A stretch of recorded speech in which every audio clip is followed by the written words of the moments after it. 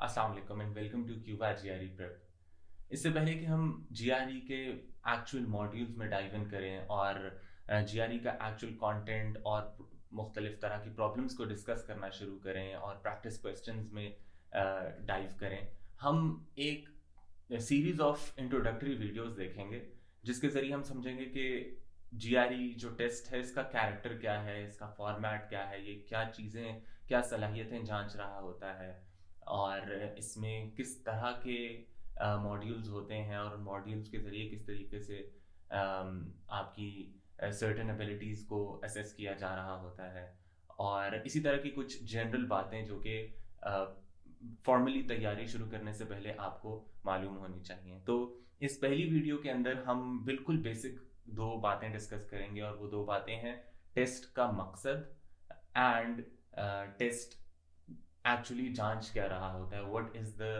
Test actually testing. So ये दो बातें हम इन दो वीडियोस में डिस्कस करना शुरू करते हैं, starting with the purpose of the test. Now the purpose of the test has to do with graduate studies of course, क्योंकि GRE as you all know required होता है for graduate programs such as masters या PhD. अगर आप बिलखुसूस America से या फिर बिलूम बाकी कुछ और मुल्कों से भी मास्टर्स या पीएचडी या कोई और पोस्ट ग्रेजुएट डिग्री स्टार्ट करना चाहते हैं, उसके लिए अप्लाई करना चाहते हैं, तो उसके लिए बहुत से programmes GRE test, GRE general test require करते हैं। तो ऑफ कोर्स फिर इस टेस्ट का पर्पस क्लोजली टाइड है उन प्रोग्राम्स के साथ, उन डिग्रीज के साथ। तो जो पहला पर्पस फिर टेस्ट का उस हिसाब से बनता है, वो बनता है कि टेस्ट वो स्किल्स, वो एबिलिटीज, वो सलाहियतें जांच रहा होता है आप में कि जो बहुत से ग्रेजुएट प्रोग्राम्स ज़रूरी समझते हैं इन प्रोस्पेक्टिव स्टूडेंट्स। यानी वो समझते हैं कि ये एबिलिटीज़, ये स्किल्स जो कि जीआरई टेस्ट कर रहा होता है, ये अगर हर ग्रेजुएट एप्लीकेंट में ना हो, इररिस्पेक्टिव ऑफ द प्रोग्राम, खा आप किसी हार्ड साइंसेस के प्रोग्राम में, इंजीनियरिंग में, कंप्यूटर साइंस में अप्लाई कर रहे हैं, या फिर आप कोई ह्यूमैनिटीज़ वाली साइड पर लिटरेचर या कोई और लैंग्वेज रिलेटेड प्रोग्राम, या सोशल साइंसेस में, एजुकेशन में, लॉ में, इकोनॉमिक्स में, किसी भी प्रोग्राम में आप अप्लाई कर रहे हैं, कुछ स्किल्स, कुछ बुनियादी स्किल्स को, कुछ बुनियादी एबिलिटीज़ को जीआरई ग्रेजुएट प्रोग्राम समझते हैं कि वो हर एप्लीकेंट में होनी चाहिए, जिनकी जिनके ना होने की सूरत में वो एप्लीकेंट, वो प्रोस्पेक्टिव स्टूडेंट ग्रेजुएट प्रोग्राम्स के रिगर को बर्दाश्त नहीं कर सकेगा या नहीं कर सकेगी। जो एक बेसिक कुछ एबिलिटीज़ चाहिए होती हैं उन प्रोग्राम्स में एक्सेल करने के लिए या इवन सरवाइव करने के लिए, वो अगर आप में अगर अगर नहीं है तो वो then you are not eligible to study in those programmes. और जीआरई उन बेसिक एबिलिटीज़ को टेस्ट कर रहा होता है। वो एबिलिटीज़ हैं क्या, वो अभी हम थोड़ी देर में डिस्कस करेंगे जब हम देखेंगे कि what is the test actually testing. So एक पहला पर्पस तो ऑफ कोर्स टेस्ट का ये हो गया कि to measure certain skills and abilities जो कि नेसेसरी समझी जाती हैं to succeed in any graduate programme in the United States या एल्सवेयर, जहाँ जहाँ भी जीआरई दरकार है। उसके पीछे की फ़िलॉसफी ये है कि वो उन स्किल्स और एबिलिटीज़ को जांचना मकसद होता है।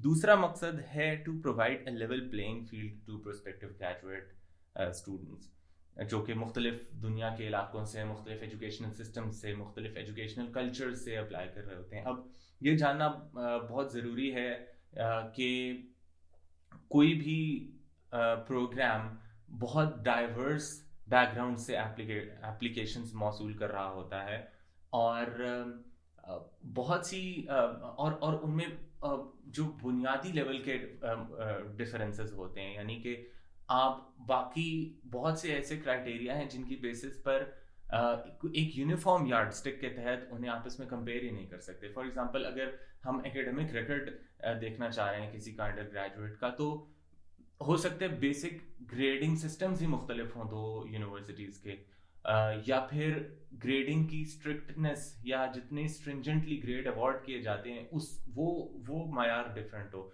इवन आप पाकिस्तान में देखते हैं एक यूनिवर्सिटी आप के उसके स्टूडेंट्स को आप देखते हैं कि जेनरसली ग्रेड्स अवॉर्ड किए जा रहे होते हैं, एक और यूनिवर्सिटी में बहुत स्ट्रिंजेंटली ग्रेड्स अवॉर्ड किए जा रहे होते हैं। तो सिर्फ जीपीए की बेसिस पे या ग्रेड्स की बेसिस पे फिर हम इन दो यूनिवर्सिटीज़ के ग्रेजुएट्स को नहीं कंपेयर कर सकते।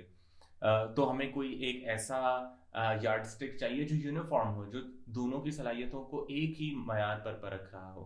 तो वो लेवल प्लेइंग फील्ड प्रोवाइड करना भी मकसद है जीआरई का, कि अगर बाकी क्रेडेंशियल्स ऐसे हैं कि जिसमें कोई यूनिफॉर्मिटी नहीं है, ऑफ कोर्स वो क्रेडेंशियल्स बहुत इंपॉर्टेंट हैं, आपके जीपीए, आपकी रिसर्च की जो एक्सपीरियंस है या रिसर्च आपकी पब्लिकेशंस हैं, आपके एसेज, आपकी रिकमेंडेशन लेटर्स, बाकी जितनी भी चीज़ें आपकी एप्लीकेशन के पैकेज का हिस्सा होती हैं वो बहुत इंपॉर्टेंट हैं। लेकिन उनमें से बहुत सी चीज़ें ऐसी हैं कि जो यूनिफॉर्म नहीं हैं, उनके स्टैंडर्ड्स यूनिफॉर्म नहीं हैं अक्रॉस एप्लीकेंट्स। तो एक जीआरई टेस्ट एक ऐसा स्टैंडर्डाइज्ड टेस्ट है जो कि हर एक को एक लेवल प्लेइंग फील्ड पर आकर खड़ा कर देता है, और पूरी दुनिया के एप्लीकेंट्स एक ही तरीके से असेस हो रहे हैं, एक ही टेस्ट के जरिए, एक ही जैसे स्कोरिंग क्राइटेरिया के तहत, और उनके दरमियान फिर कंपैरिजन करना ज़्यादा आसान हो जाता है। सो एक मकसद फिर जीआरई के टेस्ट का ये हुआ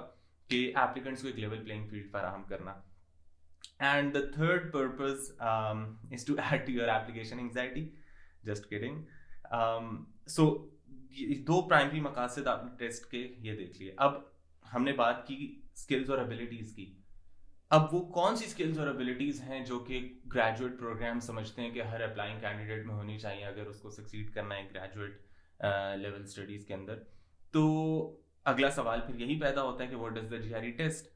सो what the GRE is testing is simply your ability to reason logically, यानी कि आपकी लॉजिकल रीजनिंग की सलाहियत को टेस्ट जांच रहा होता है। अब ये एक बहुत सिंपल सी स्टेटमेंट है, लेकिन ऑफ कोर्स ये मुख्तलिफ मैनिफेस्टेशंस इख्तियार करती है और बहुत से मुख्तलिफ अंदाज से आपकी एबिलिटी टू रीजन लॉजिकली को जांचा जा रहा होता है। यानी पहले तो हम ये इस्टेब्लिश कर लें कि वो जो स्किल्स और एबिलिटीज जिनके भी थोड़ी देर पहले बात कर रहे थे हम, उसका ताल्लुक रीजनिंग के साथ है। यानी हर प्रोग्राम चाहता है कि हमारे एप्लीकेंट्स में एक basic level of reasoning ability हो, वो रीजन कर सके, वो इस्तदलाल कर सके, वो अपनी अक्ल का इस्तेमाल करके गिवन इंफॉर्मेशन से सर्टन नताइज अखज़ कर सके या प्रॉब्लम्स को सॉल्व कर सके by logically reasoning through those problems. तो वो एबिलिटी अक्रॉस ऑल प्रोग्राम्स ज़रूरी समझी जाती है, ख़ास इंजीनियरिंग में या फिजिकल साइंसेज में अप्लाई कर रहे हों या आर्ट्स में, ह्यूमैनिटीज़ या सोशल साइंसेज में कर रहे हों। सो बेसिकली जीआरई आपकी लॉजिकल रीजनिंग एबिलिटी को जांच रहा है, लेकिन वो कैसे जांच रहा है? बेसिकली 3 तरीकों से।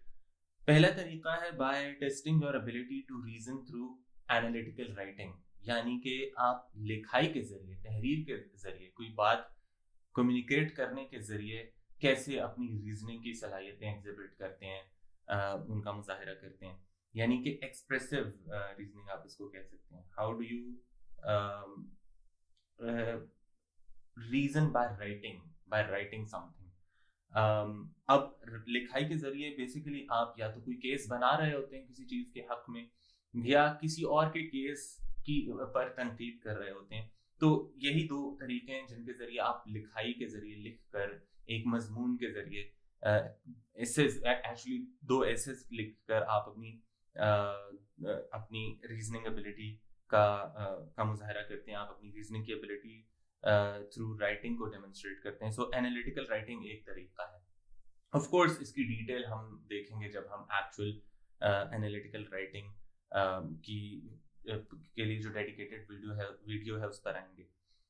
लेकिन अभी के लिए सिर्फ इतना जानना काफ़ी हो गया कि एक तरीका तो हो गया अपनी रीजनिंग की एबिलिटी, अपनी इस्तदलाल करने की एबिलिटी, एक लॉजिकल आर्ग्यूमेंट बनाकर रीजनिंग का इस्तेमाल करके कोई बात साबित करने की या किसी और के आर्ग्यूमेंट को क्रिटिक करने की एबिलिटी, वो एक तो वो तरीका हो गया।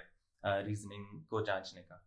दूसरा तरीका जिसके जरिए आपकी रीजनिंग को जांचा जा रहा होता है वो होती है by testing your ability to reason with numerical information, कि आपके सामने एक प्रॉब्लम रख दी गई है और वो प्रॉब्लम नंबर्स से रिलेटेड है, क्वांटिटीज से रिलेटेड है, बेसिकली मैथमेटिकल प्रॉब्लम है। तो आप न्यूमेरिकल इंफॉर्मेशन के साथ कैसे कैसे रीजन करते हैं, आप नंबरों से मुताल्लिक या हिसाब की कोई प्रॉब्लम को रीजनिंग एबिलिटी के जरिए कैसे सुलझाते हैं, कैसे सॉल्व करते हैं। सो दूसरी इस तरीके से आपकी रीजनिंग एबिलिटी को जांचा जा रहा है। और तीसरा क्या है कि पहले तो न्यूमेरिकल इंफॉर्मेशन आ गई, तीसरा ये तरीका है कि आपको टेक्सचुअल इंफॉर्मेशन दे दी जाए, यानी जबान, कोई आपको पैसेज पकड़ा दिया जाए या आपको कोई लिखी हुई बात पकड़ा दी जाए, कुछ सेंटेंसेस पकड़ा दिए जाए, कोई इबारत पकड़ा दी जाए, कोई बेसिकली एनी रिटन वर्ड आपके सामने रख दिया जाए और अब आप उसके साथ आपको रीजन करना पड़े, यानी उसको एनालाइज करना पड़े या उसको कॉम्प्रिहेंड करना पड़े, उसके अंदर कुछ मिसिंग बातों को पुर करना पड़े, जिसके लिए आपकी रीजनिंग एबिलिटी बरूए कार आए, आपकी रीजनिंग एबिलिटी इस्तेमाल होती है।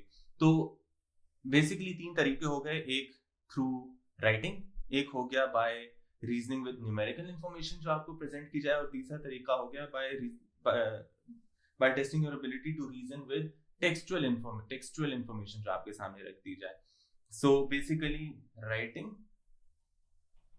रीजनिंग विद नंबर्स यानी कि मैथ, या और तीसरा क्या है, रीजनिंग विद टेक्स्ट यानी कि वर्ड्स यानी कि लैंग्वेज।